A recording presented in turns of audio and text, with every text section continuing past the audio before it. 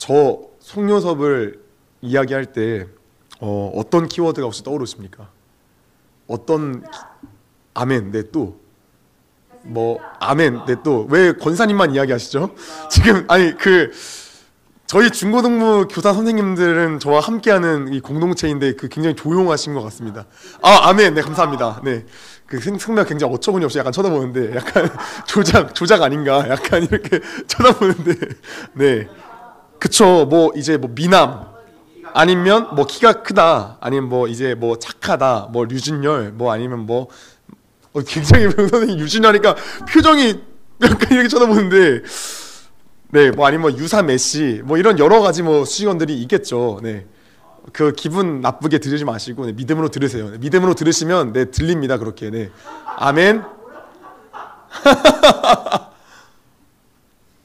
혹시 저를 보면서 하실 말 있으신가요? 네, 혹시?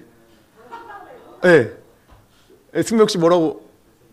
아멘. 네, 감사합니다. 드디어 받아냈습니다. 네, 할렐루야. 드디어 받아냈습니다. 네, 감사합니다. 성경도 이제 예수님을 여러 가지 어떤 키워드로 단어로 좀 묘사를 하고 있어요.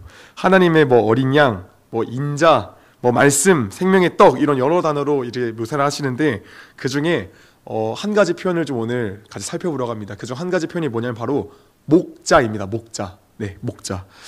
이 목자라는 게 혹시 어떤 거죠? 목자. 네, 우리가 아는 것처럼 이 양이나 어떤 이런 가축들을 끌고 다니는 그런 인도하는 사람들을 목자라고 우리가 이야기를 합니다. 구약 성경에서 우리가 목자라고 이 비유된 대상들이 꽤나 있는데 그중 가장 대표적인 대상이 누구냐면 바로 하나님을 이야기하고 있어요. 하나님은 이스라엘의 목자라고 불려왔어요. 기독교인이라면 누구나 다 아는 성경 구절이 있어요. 그게 뭐냐면 시편 3편 말씀 어떤 거죠? 여호와는 나의 목자시니 내게 부족함이 없으리로다 라는 말씀이죠. 시편 3편의 말씀처럼 시인들은 하나님을 자기 백성을 푸른 초원과 잔잔한 물가로 인도하는 그런 목자라고 표현을 했습니다. 그런데 이 목자라는 표현이 시인들이 단순히 하나님을 찬양하기 위해서 그냥 어느 정도 비슷한 애 정도로 해가지고 말한 게 아니라 정말 하나님은 이 구약 성경을 살펴보면 정말 실제로 이스라엘의 목자 같은 분이었어요. 진짜 목자셨어요. 구약에서 굉장히 많이 쓰인 표현 중 하나가 있는데 그게 뭐냐면은 나는 너희를 애굽 땅에서 인도하는 너희의 하나님이다 라는 표현이 있어요. 이게 표현이 어떤 거였죠? 이 표현이 의미하는 바가 뭐였죠? 이스라엘 백성이 원래 어떤 존재들이었죠? 이집트에서 원래 노예로 살던 자들이었죠. 그런데 그런 노예들을 소망이라고는 1도 없던 그런 자들을 그런 하늘을 향해 부르짖는 일밖에는 할 수 없었던 그런 노예들이 하나님께서 그들을 어떻게 하셨죠? 그들을 구원해내셨죠. 10가지 재앙과 홍해가 갈라지는 그런 놀라운 능력으로 이스라엘 백성들을 데리고 이집트를 탈출시키셨습니다. 마치 이 모습은 목자가 양떼를 이제 데리고 이제 어둠권에서 건져낸 것과 같아요. 자, 그리고 하나님께서는 이런 애굽을 탈출할 때만 그들을 인도하시고 광야에 내팽겨 쳐버리는 게 아니라 광야에서도, 그러니까 어려운 상황 속에서도 그런 이스라엘 백성들을 끝까지 목자와 같이 신실하게 인도하셨어요. 낮에는 구름 기둥으로 밤에는 불 기둥으로 물이 필요할 때는 반석에서 강같이 물을 내시고 식량이 필요할 때는 하늘에서 만나를 막 내리시면서 이렇게 이스라엘 백성들을 신실하게 인도하셨습니다. 그리고 심지어 이스라엘 백성들이 하나님께 반역을 할 때에도 그들을 용서하시고 그들을 버리지 않으시고 신실하게 목자와도 같이 인도하셨습니다. 이처럼 하나님은 이스라엘의 목자셨습니다. 하나님께서 목자의 역할을 감당하시니까 이제 하나님께 부름받은 그런 사람들은, 지도자들은 자연스럽게 어떤 역할을 감당했냐면 목자의 역할을 감당했습니다. 그래서 그들은 이제 이스라엘 백성들을 하나님과 같이 인도해야 되는 거예요.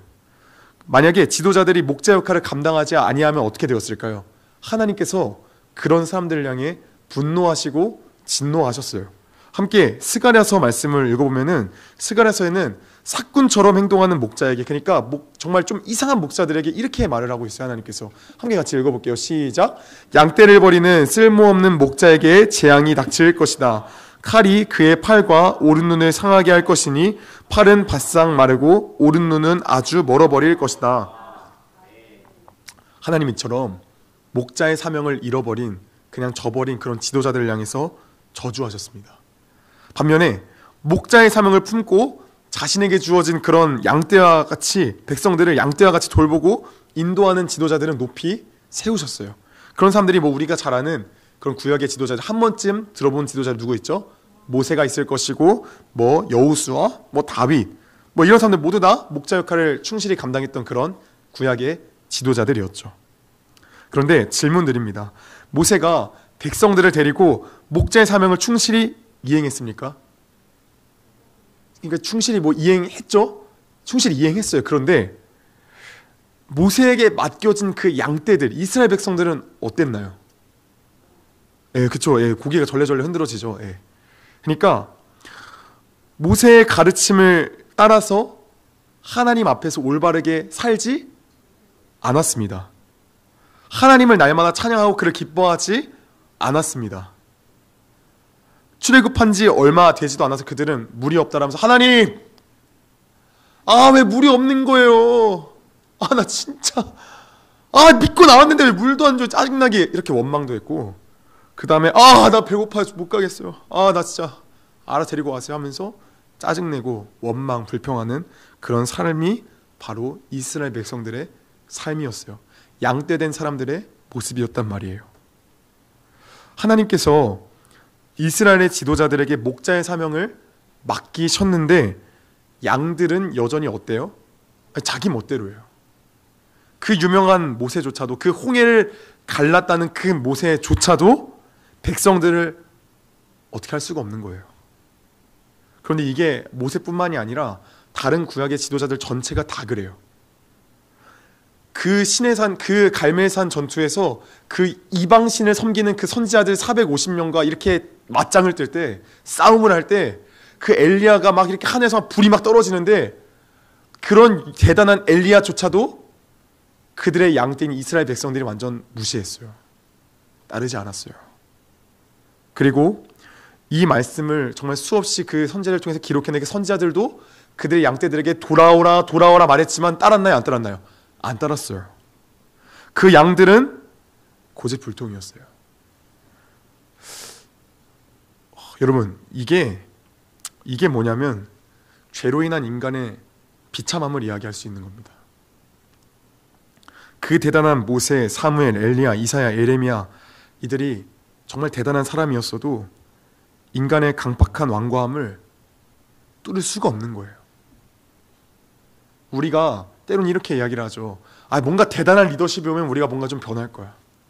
우리가 뭔가 대단한 뭔가 좀 지도자가 오면 바뀔 거야. 근데 현실은 어때요? 똑같아요. 예를 들어 볼까요? 뭔가 그 대단한 1타 강사가 있어요. 1타 강사가 와가지고 쪽집게 관리를 시켜주면은 1등을 알 수 있다요. 근데 내가 공부 한 자도 안 하면 어떻게 돼요? 아무 의미 없는 거예요. 그쵸? 이스라엘 백성들이 마찬가지였단 말이에요. 양떼인 이스라엘 백성들은 목자들이 외치면 잠깐은 드는 척은 했어요. 그치, 그렇게 살아야지, 오케이 하는데 어때요? 3초면 잊어먹고 돌아섰단 말이에요. 금붕어였어요, 완전.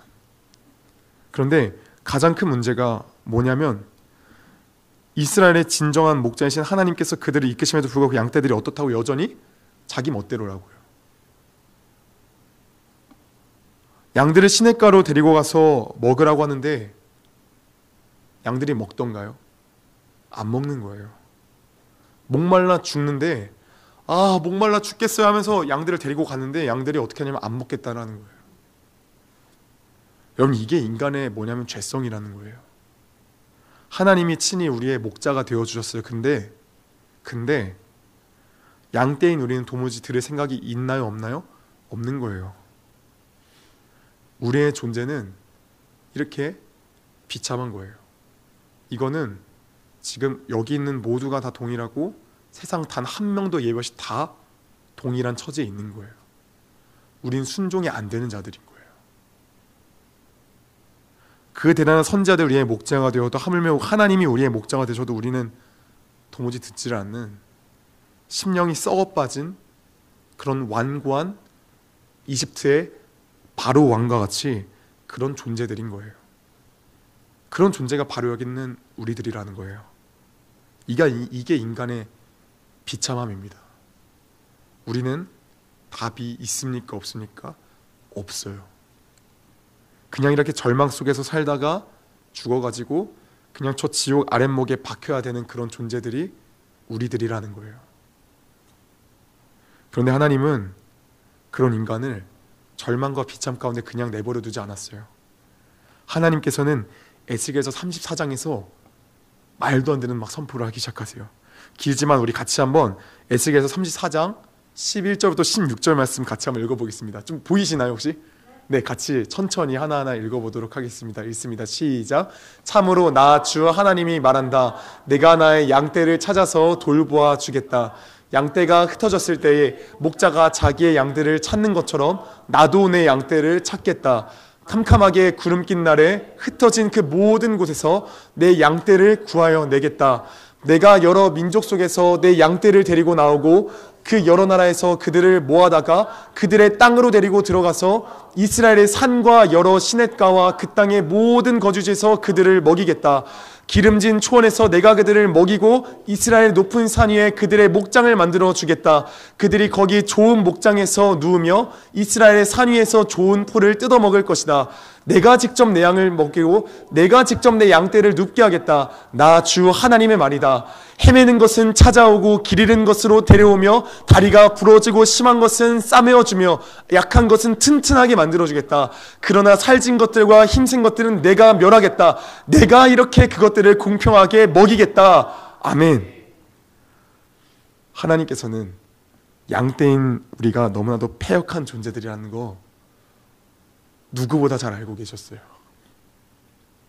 그래서 하나님이 자신이 직접 자신의 양들을 찾겠다라고 말씀하시는 거예요. 하나님께서 구약 성경에서 원래 어떻게 하셨냐면은 하나님이 목자임에도 불구하고 어떻게 했냐면 인간 목자들을 통해서 일하셨거든요. 그래서 아까 말한 모세, 엘리야 그런 선지자를 통해 일했어요. 그런데 하나님 뭐라 말한다고? 하나님 내가 직접 이곳에 와가지고 그 잃어버린 영혼들을, 잃어버린 양들을, 죽은 양들을 내가 찾고 살리겠다 말씀하시는 거예요. 내가 직접 그 양들을 데리고 나오고 그들을 먹이고 그들을 입히고 누이고 치료하고 쉬게 하겠다 말씀하는 거예요. 이것을 에레미야가 에스겔 선지자가 좀 다르게 표현했는데 이 말씀이 어떻게 표현되냐면은 함께 에레미야서 31장 31절부터 33절, 에스겔 36장 27절부터 같이 한번 두 개 말씀 같이 한번 또 읽어보겠습니다. 함께 있습니다. 시작. 그때가 오면 내가 이스라엘 가문과 유다 가문의 새 언약을 세우겠다. 나 주의 말이다. 이것은 내가 그들의 조상의 손을 붙잡고 이집트 땅에서 데리고 나오던 때에 세운 언약과는 다른 것이다. 내가 그들의 남편이 되어서도 그들은 나의 언약을 깨뜨려버렸다. 나 주의 말이다. 그러나 그 시절이 지난 뒤에 내가 이스라엘 가문과 언약을 세울 것이니 나는 나의 율법을 그들의 가슴 속에 넣어주며 그들의 마음판에 새겨 기록하며 나는 그들의 하나님이 되고 그들은 나의 백성이 될 것이다. 나 주의 말이다. 아멘. 여기 잠깐 멈춰주세요. 우리가 원래 어떤 자들이요? 원래 패역하여서 따르지 않는 자들이었다. 그래서 그 말씀을 뭐라 되었냐면은 하나님께서 너희의 남편이 되었는데 그들이 어떻게 되었다고요? 그 언약을 어떻게 했다고요? 깨뜨려 버렸다고요. 그런데 하나님께서 그 이스라엘 백성들을 완전히 진멸하겠다라 하는 것이 아니라 어떻게 하겠다고요? 그러나 그 시절이 지난 뒤에 나는 나의 율법을 너희 가슴판에 새겨 넣겠다. 니네가 도무지 내 말을 듣질 않으니까 너희들이 아예 순종할 수 있도록 나의 말씀을, 이 말씀을 아예 그냥 니들의 가슴팍에다 그냥 꽂아 넣어버리겠다 말씀하시는 거예요. 에스겔서에서 또 말씀 어떻게 하시는지 아세요? 또 한번 에스겔서 말씀을 또 한번 같이 한번 읽어보도록 하겠습니다. 같이 한번 읽습니다. 시작. 너희 속에 내 영을 두어 너희가 나의 모든 율례대로 행동하게 하겠다. 그러면 너희가 내 모든 규례를 지키고 실천할 것이다. 그때는 내가 너희 조상에게 준 땅에서 너희가 살아서 너희는 내 백성이 되고 나는 너희의 하나님이 될 것이다. 아멘. 너희 속에 뭐를 두겠다고요? 내 영을 두겠다고요. 내 영을.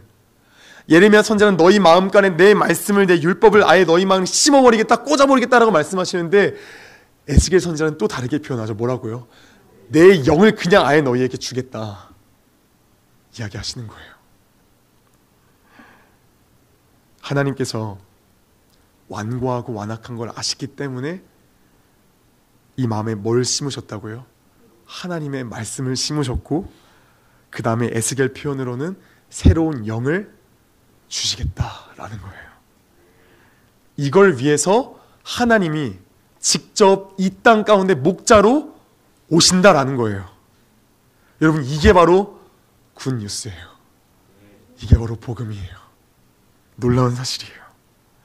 답이 없는 패역한 양떼들의 존재를 아예 어떻게 하겠다고요? 그냥 새롭게 하겠다라는 거예요. 순종할 수 없는, 늘 자기 멋대로 나아가다가 그냥 절벽에 떨어져 죽는 그런 존재들, 하나님께서 내가 너희를 새롭게 하겠다라는 거예요. 그런데 그걸 누가 하신다고요? 하나님 당신께서 직접 하시겠다라는 거예요. 너희가 수고하고 애써서 하는 게 아니라 내가 그냥 직접 너희의 마음판에 그냥 꽂아놓고 내가 내 영을 너희에게 꽂아 넣어주겠다라고 말씀하시는 거예요. 하나님이 다 하시겠다라는 거예요. 그럼 하나님이 도대체 그걸 어떻게 하신다는 거예요? 어떻게요? 하나님 당신께서 이 땅 가운데 오셔서 이 모든 걸 다 하시겠다는데 그게 누구예요? 그게 예수 그리스도인 거예요. 이스라엘의 진정한 목자가 자신의 양들을 위해서, 나를 위해서, 여러분을 위해서, 우리를 위해서 이 땅 가운데 도래하신 거예요. 그래서 예수님께서는 오늘의 본문에서 자신을 뭐라 표현하냐면 내가 바로 목자다. 근데 내가 어떤 목자냐면 선한 목자다라고 이야기를 하고 계시는 거예요. 그냥 단순히 이스라엘 생활권에서 양과 목자를 쉽게 볼 수 있고 쉽게 이해할 수 있다는 이유보다는 이 에스겔서 말씀, 이 구약의 말씀들을 하나님 당신께 스스로 목자가 되기를 자처하시면서 내 백성들을 친히 모으시고 치유하시고 인도하시겠다 선언하셨기 때문에 그 말씀을 이루시려고 말씀하고 계시는 거예요. 이스라엘의 진정한 목자이신 예수님께서 이 땅에 오셔가지고 3년간의 공생의 생활을 시작하셨습니다. 여러분, 그런데 공생의 기간 동안 이스라엘 백성들이 진정한 목자이신 예수 그리스도를 알아봤습니까? 못 알아봤어요. 수많은 무리가 그 예수님을 따르기는 했어요. 그런데 그 수많은 무리가 예수님을 따랐던 이유는 다른 게 아니라 저 사람한테 가면 병 고쳐준대. 저 사람한테 가면 내가 원하는 거 좀 해준대. 저 사람한테 가면 뭔가 좀 득을 얻을 수 있대 해가지고 수많은 사람들이 막 다 몰려든 거예요. 기적에는 반응했지만 예수님 그 자체는 반응하지 않았던 거예요. 에스겔서의 성취인, 구약의 완성인 그 진정한 목자가 이 땅 가운데 도래하였음에도 여전히 양떼들의 마음이 어때요? 완고해요. 여전히 이 양떼들의 마음이 너무나도 패역한 거예요. 그래서 그 선하신 목자가 나아간 게 어딜까요? 그게 바로 십자가인 거예요. 예수님이 이 땅 가운데 오신 것만으로도 완벽한 게 아니에요. 왜냐하면 여전히 이 마음이 패역한 건 뭐 때문이냐면 죄 때문이거든요. 죄 때문에 여전히 예수님이 오셨음에도 여전히 패역하거든요. 그래서 예수님이 이 죄를 없애시기 위해서 어떻게 했다고요? 십자가의 길로 나아가신 거라고요. 그래서 목자가 양들을 살리려고 죽으신 거예요. 여러분, 재미난 게 뭐냐면 기독교의 역설이 여기에 있어요. 잘 생각해봐요. 목자가 죽으면 양들을 어떻게 지켜요? 지킬 수 있습니까? 한 번은 지킬 수 있겠죠. 그런데 그 다음 지킬 수 있습니까? 못 지켜요. 그게 세상의 상식이에요. 그게 논리예요. 그렇죠? 목자는 절대 죽으면 안 되죠. 늑대나 곰이 양들을 잡아먹으러 왔을 때에 그냥 조금 내주는 게 나아요. 왜냐하면 내가 죽어야, 내가 살아야 그 대다수의 양들을, 다수의 양들을 지킬 수 있잖아요. 그렇죠? 이 공리주의가 여기에서 나온 거예요. 최대 다수의 이익. 그게 낫잖아요. 그렇죠? 내가 살아야 양들이 다 안 죽잖아요. 그런데 기독교는 목자가 죽은 거예요. 그런데 세상이 이해할 수 없는 신비가 뭐냐면 목자가 죽으니까 양들이 살아나는 거예요. 이게 기독교의 신비이고 이게 놀라운 진리이고 이게 십자가의 비밀인 거예요. 목자가 죽으니까 양들이 전부 다 살아났어요. 그들의 완고함 가운데 말씀이 심겨지고 새 영이 들어가 성령이 이 마음에 오셔서 누구든지 내 음성을 듣고 문을 열면 내가 그에게로 들어가 그와 더불어 먹고 그는 나와 더불어 먹으리라 하신 그 말씀대로 예수님께서 우리 마음 안에 찾아오셔서 우리의 심령이 새롭게 되어졌어요. 그게 십자가의 죽음을 통해 나타나게 된 역사인 겁니다. 십자가에서 죽으시고 부활하셔서 예수를 믿는 성도들의 마음이 새롭게 되어졌어요. 그 패역한 양떼들의 마음이 새롭게 되어졌어요. 여러분, 그 양떼들이 누굽니까? 우리입니다. 그 살려진 양떼가 누굽니까? 나입니다. 나는 원래 죽어야 되고 그냥 저 지옥 밑바닥에 떨어져야 되는 그런 양떼이고, 아무리 좋은 목자가 나를 인도한다면 나는 그냥 쓰레기 같은 저 밑바닥에 처박혀야 되는 그런 죄인이지만, 예수를 믿으니까 우리 안에 예수가 들어오셔서 이 마음 가운데 이 말씀이신 예수가 능력을 펼치셔가지고 살아나게 되어지는 거예요. 존재가 달라지는 거예요. 여러분, 어떤 삶을 살고 계십니까? 혹시 패역한 양떼와도 같은 그런 삶을 살고 계십니까? 기억하면 됩니다. 나는 그런 존재가 아닙니다. 열심히 선을 행하라, 열심히 뭔가 도둑질하지 마라, 열심히 착한 일 해라, 뭐 이런 개념이 아니라 존재가 다른 거예요. 존재가 다르다니까요.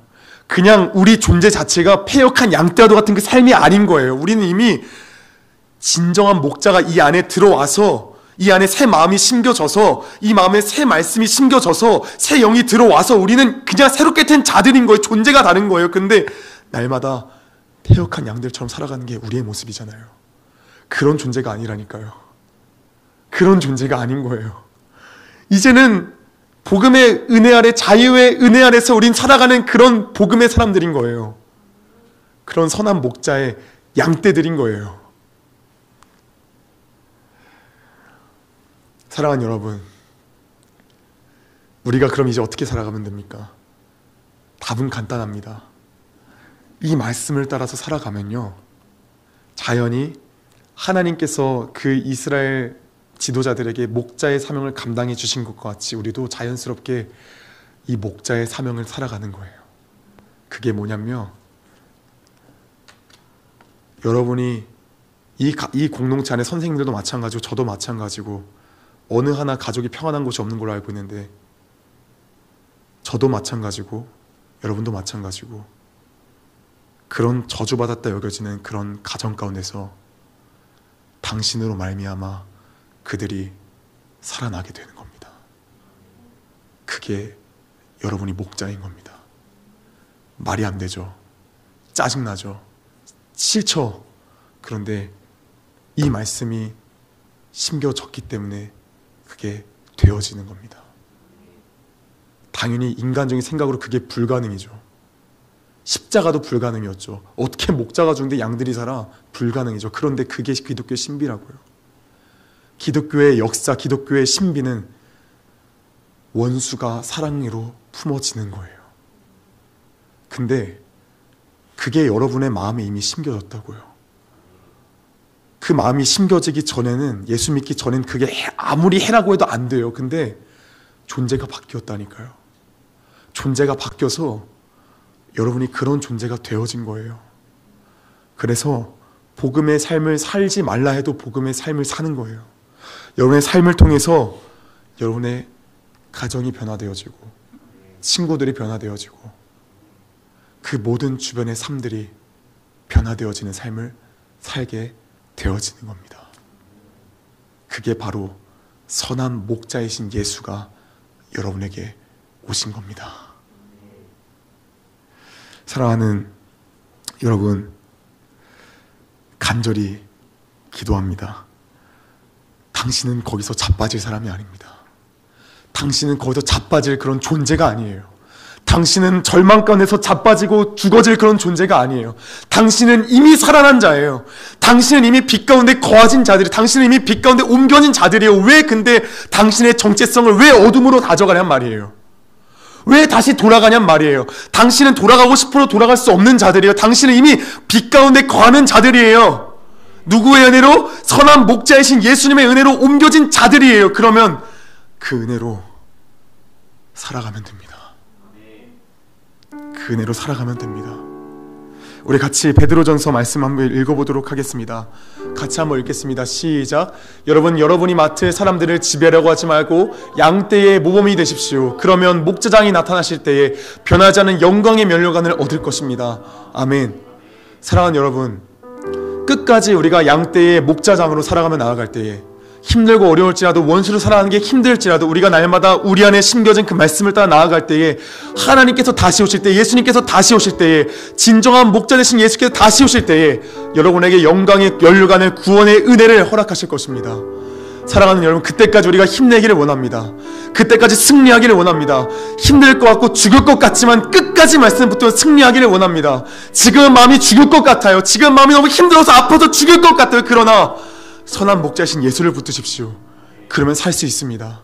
그것만이 살 길입니다. 진정한 목자의 삶을 살아가는 그런 귀한 중고등부 모든 지체되는 여러분 되시기를 주님의 이름으로 소망합니다. 같이 한번 찬양하고 같이 한번 기도하도록 하겠습니다.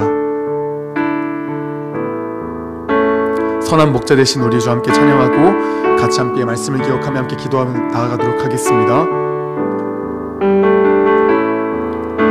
선한 목자 되신 우리 주 항상 인도하시고 방초 좋은 곳에서 우리 먹여주소서. 선한 목자 구세주여 항상 인도하소서.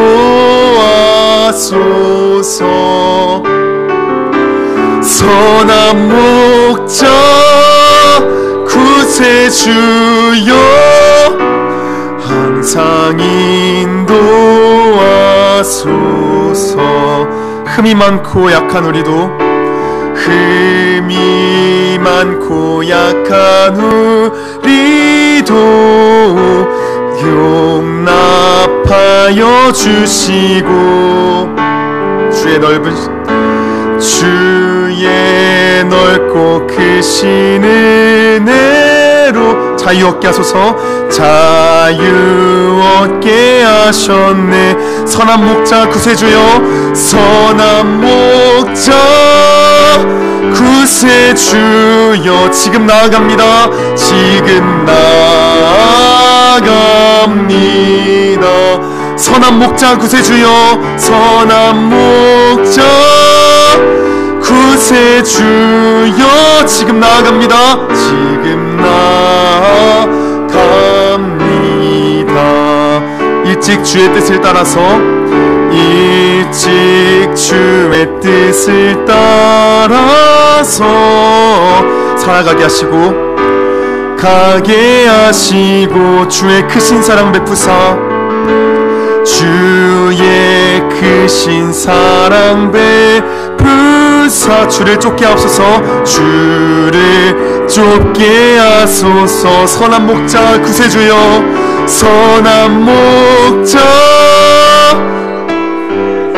항상 인도하소서.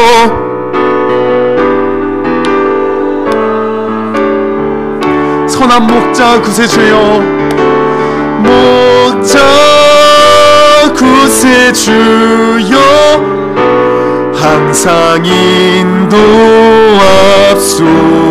선한 목자 구세주여, 선한 목자 구세주여 항상 인도하소서. 선한 목자 구세주여 항상 인도하소서.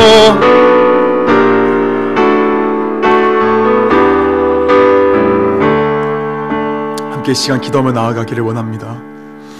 하나님, 우리가 죄에서 건진받은 존재임에도 불구하고 나는 그 이전에 패역한 백성이었고, 나는 내 마음에는 너무도 완고한 마음밖에 없었고, 하나님의 백성이라 감히 칭함받을 수 없는 그런 완고하고 패역하고 쓰레기 같은 그런 죄인이었습니다. 하나님, 그러나 주님의 은혜로 말미암아, 선한 목자 되신 주님의 은혜로 말미암아 나는 그런 선한 양떼가 되었습니다, 하나님.